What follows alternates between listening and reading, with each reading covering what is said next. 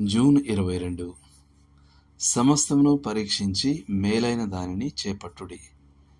తెస్సలోనికైలకు రాసిన మొదటి పత్రిక 5వ అధ్యాయము 21వ వచనం. కొన్నిసార్లు క్రైస్తవులు తాత్కాలికమైన వ్యామోహాలు మరియు సూత్రరహిత బోధలను సులభంగా ఆమోదించేవారిగా కనిపిస్తారు. జాన్ బ్లాంచర్డ్ రాసిన ప్రకారం 2 టూర్ బస్ డ్రైవర్లు వారి అనుభవాలను పంచుకుంటున్నారు. వారిలో ఒకరు, నా బస్ నిండా క్రైస్తవులే ఉన్నారు అని చెప్పినప్పుడు మరొకడు ఆశ్చర్యపడి, అవునా, వాళ్ళు ఏం నమ్ముతున్నారు అని ప్రశ్నించాడు.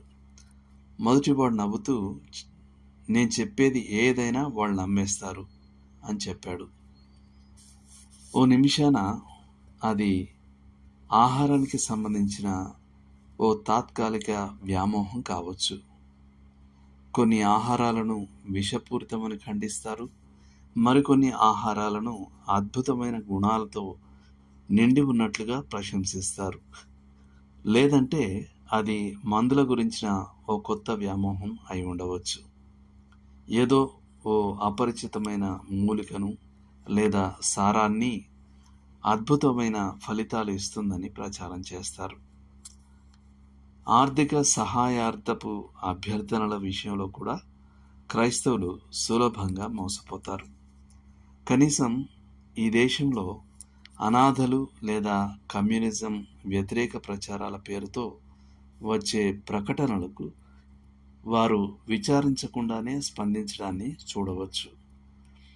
ఆ కార్యక్రమాలను నడుపుతున్న సంస్థ యొక్క నిజాయితీని పరీక్షించకుండా సహాయం చేస్తారు. ఇక మోసగాళ్లకు విశ్వాసుల మధ్య పండగే. వారి కథలు ఎంత అబద్ధంగా ఉన్నా వారు డబ్బు సులభంగా క్రైస్తవుల నుండి సేకరించగలుగుతారు. ఈ దౌర్భాగ్య స్థితికి ప్రధాన కారణం మనం విశ్వాసము మరియు అమాయకత్వమును వేరు చేయడంలో విఫలమవుతున్నాం. విశ్వాసం అనేది సకల విశ్వంలో అత్యంత నమ్మదగిన దాన్ని, అంటే దేవుని వాక్యాన్ని ఆధారంగా తీసుకుంటుంది.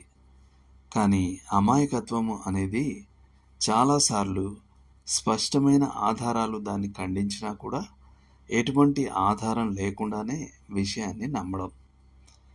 దేవుడు తన ప్రజలు తమ వివేచన శక్తుల్ని లేదా విమర్శన సామర్థ్యాన్ని విడిచిపెట్టాలని ఎన్నడూ ఉద్దేశించలేదు. ఆయన వాక్యంలో ఈ రీతిగా ఎన్నో హితబోధనలు ఉన్నాయి. సమస్తమును పరీక్షించి మేలైన దానిని చేపట్టుడి. తెస్సలోనికైలకు రాసిన మొదటి పత్రిక 5వ అధ్యాయం 21వ వచనం. నీచమైన దానిలో నుండి ప్రశస్తమైన దానిని నీవు వేరుపరిచిన ఎడల. ఇర్మియా 15:19. మీ ప్రేమ తెలివితోనూ సకల విధములైన అనుభవ జ్ఞానంతోనూ కూడినదై ఇంకా ఇంకా ఎక్కువగా అభివృద్ధి పొందవాలని ప్రార్థించుతున్నాను. ఫిలిప్పీలకు రాసిన పత్రిక 1వ అధ్యాయం 9వ వచనం. ప్రియులారా, అనేకులైన అబద్ధ ప్రవక్తలు లోకంలోనికి బయలువెళ్ళి ఉన్నారు గనుక ప్రతి ఆత్మను నమ్మక ఆయా ఆత్మలు దేవుని సంబంధమైనవో కావో పరీక్షించుడి. యోహాను రాసిన మొదటి పత్రిక 4వ అధ్యాయం 1వ వచనం. దేవుడు మిమ్మును దీవించునుగాక.